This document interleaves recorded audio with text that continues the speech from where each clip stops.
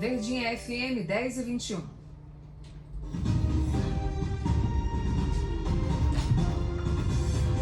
Conversas de impacto. O mercado de trabalho no Brasil ainda apresenta desafios significativos para a população LGBTQIAPN+, que enfrenta discriminação e limitações de oportunidades, colocando essa comunidade em uma posição de vulnerabilidade. A falta de aceitação, a ausência de políticas públicas adequadas e a preparação inadequada dos ambientes de trabalho são alguns dos fatores que dificultam a inclusão e também o avanço profissional de indivíduos LGBTQIAPN+. E é por isso que, para conversar um pouco mais sobre esse assunto, a gente conversa a partir de agora com a Thalícia Dantas, assistente social, que está aqui ao meu lado, que você já conhece. Muito bom dia. Bom dia, é uma alegria estar aqui essa manhã trazendo essas reflexões tão importantes, né? Para que as pessoas consigam ver isso dentro das suas próprias casas, né? Eu acho que é um passo fundamental para a gente falar sobre democracia e levar essa informação para todos.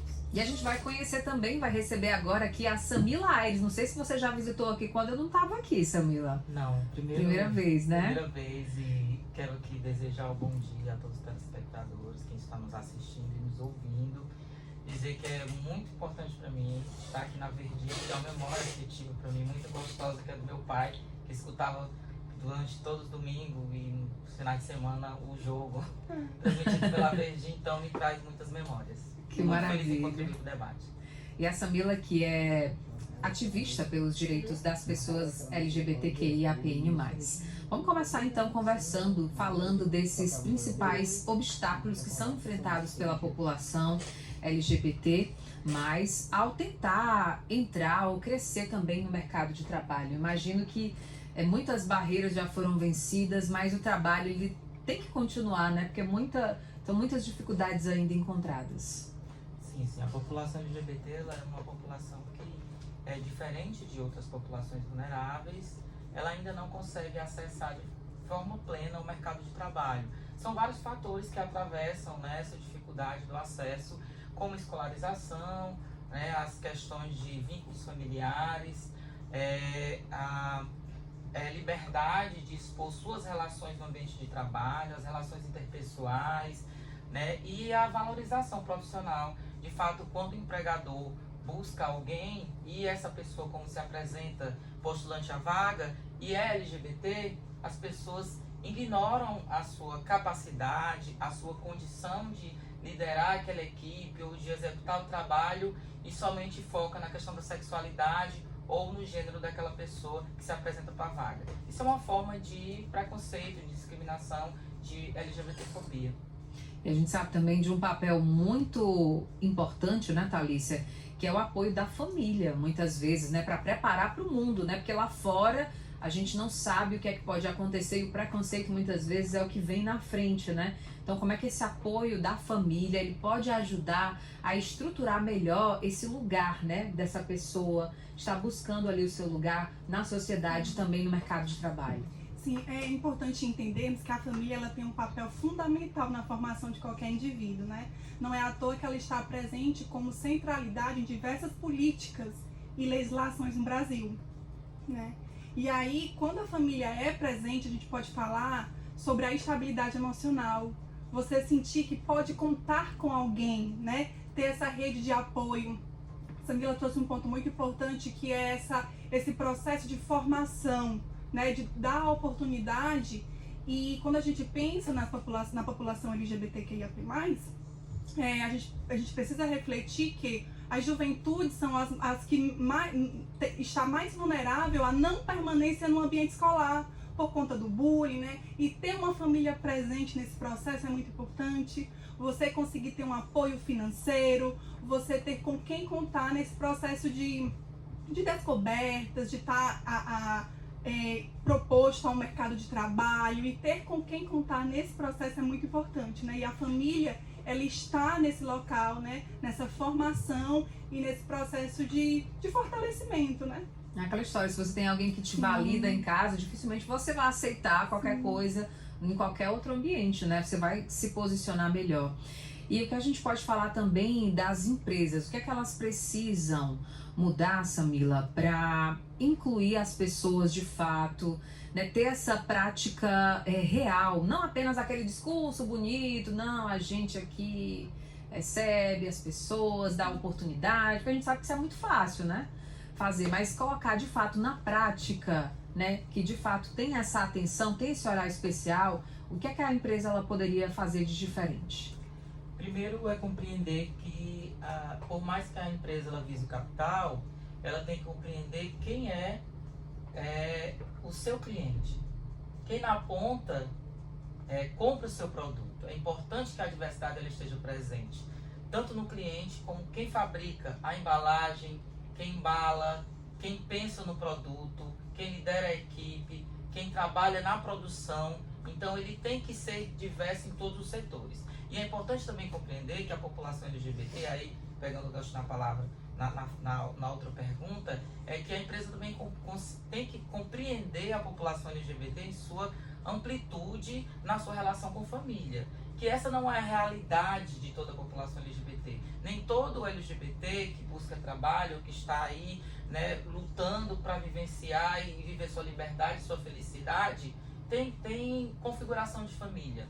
Muitas das pessoas LGBTs que hoje assistem esse programa não têm vínculo familiar. Romper o seu vínculo ao assumir-se ser lésbica ou ser gay, ou passar pelo processo de transição, que é um processo doloroso, mas que quando tem o apoio da família, isso é importante para que a pessoa possa se afirmar no seu gênero, que ela possa buscar oportunidade, né, e ter seguridade alimentar, e ter condições financeiras e de se postular no mercado de trabalho. Então, assim, compreender a humanidade do seu cliente, compreender a humanidade de quem trabalha para você, do seu colaborador é importante. A gente não pode pensar em empresa como colaboradora quando a gente não pensa a diversidade também nos cargos de liderança. E aí a gente fala também de políticas públicas, né, que precisam também ser voltadas para esse público, né, para que eles tenham de fato mais oportunidade. O que é que precisa ali de ajuste, né? A gente sempre fala que é sempre importante acompanhar o processo e o crescimento, mas como é que a gente está hoje, o que é que a gente precisa melhorar? Sim, no Brasil existem algumas legislações específicas para a população, só que existem ainda muitas lacunas, né, Samila, né? Quando a gente fala, por exemplo, do SUS, né? O SUS ele tem diretrizes que pensam de forma específica para a população, mas aí existe ainda um processo de fortalecimento, né? Então, pensar, por exemplo, que nós precisamos urgentemente construir uma legislação federal que diga assim, que reafirme, porque o Brasil tem essa característica, né, de que as coisas precisam estar escritas e reafirmadas e tem um reconhecimento, né? Então nós precisamos caminhar urgentemente para isso, né? Quando a gente fala sobre essa violência que ainda é mascarada, quando a gente fala que existem pessoas que ainda não conseguem adotar o seu nome social, o seu nome de escolha, porque as pessoas estranham ainda a isso, as pessoas têm dificuldade de aceitar o direito da liberdade, né? Então nós precisamos caminhar, sobretudo com emprego e renda, né? Uma saúde de fato de qualidade. Então é necessário esse fortalecimento. E aí falando também dos negócios de impacto, né, Samila? Como é que eles podem gerar mais emprego e mais renda para essa população? Eu quero só dar continuidade à fala dela sobre política pública, é bem a área que eu gosto, que atuo.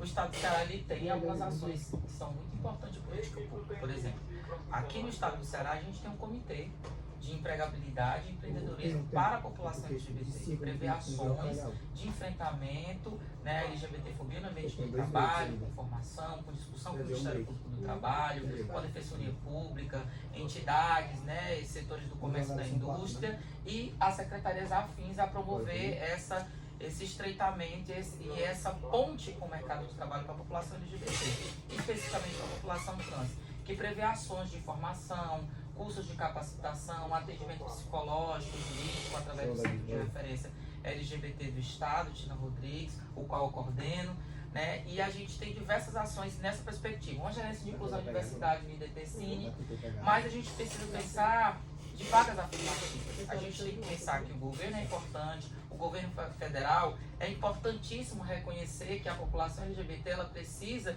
de acesso através de cota nas universidades para profissionalização, e especificamente a população trans, né, que é uma população que sofre a violência de gênero por serem mulheres e por ser mulheres trans. duplamente uma violência de gênero em razão da sua identidade de gênero. Então a gente precisa formar esses cidadãos e cidadãs LGBTs e principalmente a população trans para que esse mercado seja acessado. Então isso passa também, além de políticas estaduais, mais políticas federais de reconhecimento e afirmação da identidade dessas pessoas. E aí pensar, né, numa perspectiva de um empreendedorismo de impacto, pensando na população LGBT como uma população, não só na perspectiva social, mas uma população que tem uma cultura, né, uma população que tem a tecnologia em suas mãos, porque é uma população que é diferente, que pensa de uma forma diferente, de uma forma criativa, prevê também ações, além de capacitar esses empreendedores, pensar em uma experiência de capacitação de sustentabilidade, pensando em suas condições de trabalho, também pensar que essa população precisa de crédito, precisa de um mínimo de cidadania, porque a gente tem pessoas LGBT que não têm registros, pessoas LGBT que não têm acesso à saúde, porque entende que o serviço não está pronto para receber essa população. Então, é pensar de uma forma macro. E aí, pensar nessas perspectivas, a empresa, os empresários, as indústrias e o setor do comércio, pensar que essa população precisa de um olhar diferente. Não é dizer, todo mundo precisa de atenção, todo mundo precisa de capacitação.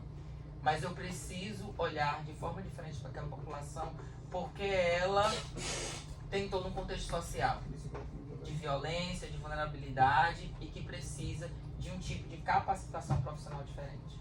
E principalmente, né, destacar a importância desse público nos espaços de liderança e decisões também, né? Porque isso também é dar mais voz a essas pessoas, para que elas entendam o valor que elas têm, porque muitas vezes fica ali muito subentendido, né? Como se a pessoa tivesse que aceitar qualquer coisa, porque muito já lhe é tirado, né? Então, eu acho que esse também é um exercício da gente trazer esse assunto para trazer essas discussões, né? Falar, como a Samila disse, o que já tem, que é muito bom, que é muito importante, mas dizer que também precisa melhorar. Sim, eu acredito que quando a gente possibilita esse local, né, de escolha, esse local de decisão, a gente pode estar falando sobre direitos pensados nesses recortes, como a Samila traz, né?